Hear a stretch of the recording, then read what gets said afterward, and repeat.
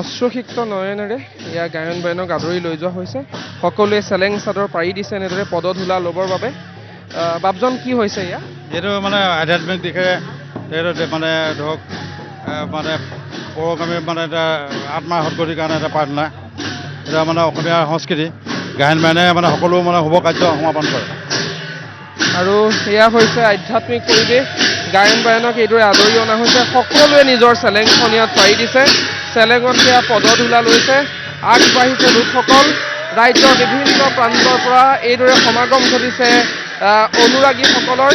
আৰু গায়ন বায়নৰ মাজেৰেই এইদৰে মাংগলিক কাৰ্যৰ বাবে আগবাঢ়িছে।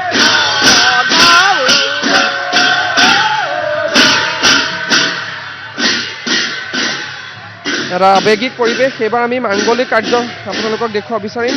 খুব ধুনীয়াকৈ আচলতে এনেদৰেই সকলোৱেই যেনেদৰে পাৰে ৰাজীৱ শদিয়াৰ এই যি আদ্যশ্ৰাদ্ধ ৰাজহুৱা আদ্যশ্ৰাদ্ধভাগী সুকলমে পাৰ কৰাবলৈ চেষ্টা চলোৱা পৰিলক্ষিত হৈছে। আধ্যাত্মিক কাৰ্যসূচী বৰ্তমান চলি আছে। বিভিন্ন প্ৰান্তৰ পৰা লোকসকলৰ ভিৰ দেখিবলৈ পোৱা গৈছে। ১.৫ লক্ষাধিক লোকক আদৰিবলৈ আহিছে পত্নী উপাসনা বকলিয়াল গগৈ। আৰু পত্নীয়ে এনেদৰে গায়ন বায়নৰ জৰিয়তে মাংগলিক কাৰ্যৰ বাবে আগবঢ়া পৰিলক্ষিত হৈছে। কান্দি কাটি এটা ব্যাকুল পৰিৱেশ। নিজৰ শিৰৰ চেলেংখন এনেদৰেই পাৰি দি ভকত বৈষ্ণৱৰ পদধূলা লৈছে পৰিয়ালবৰ্গই। এই পৰিৱেশ এক অবৰ্ণনীয় পৰিৱেশ। মৃত্যু যে এটা শিল্প হ'ব পাৰে সেই কথা প্ৰমাণ কৰি দিলে আজিৰ দিনটোত ৰাজীৱ শদিয়াই। মাংগলিক কাৰ্য বৈষ্ণৱী পন্থাৰে আগবাঢ়িছে। সকলোৰে চকুত কেৱল চকু পানী।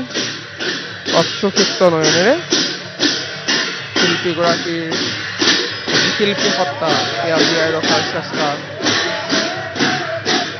গাঁওবাসী পৰিয়ালৰ অনুৰাগীৰ। মাংগলিক কাৰ্য বৰ্তমান চলি থকা পৰিলক্ষিত হৈছে। আমিও আপোনালোকক মুহূৰ্তত সেই পৰিৱেশ দেখুৱাব বিচাৰিছোঁ।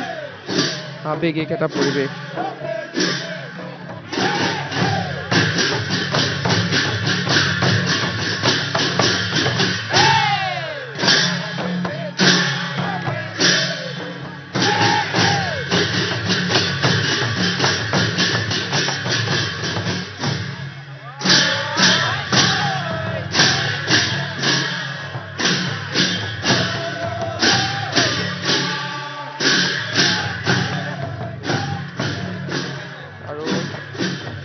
এয়াই হৈছে পৰিৱেশ। সকলো লোকে নিজৰ চেলেং চাদৰ এইদৰে পাৰি দি ভকত বৈষ্ণৱৰ পদধূলা লোৱা পৰিলক্ষিত হৈছে। যিটো পৰিৱেশৰ এই মুহূৰ্তত আমি সন্মুখীন হৈছোঁ সেই পৰিৱেশটো দেখি আপোনালোকে ধৰিব পাৰিছে এয়ে হৈছে আধ্যাত্মিকতা। জনতাৰ শিল্পীগৰাকীক জীয়াই ৰাখিবলৈ আপ্ৰাণ চেষ্টা চলাইছে গাঁওবাসীয়ে। জনতাৰ সোঁত দেখিছে। শিল্পীগৰাকীক আমি জীয়াই ৰাখিব লাগিব, তাৰ বাবেই আপোনালোক ওলাই আহিছে।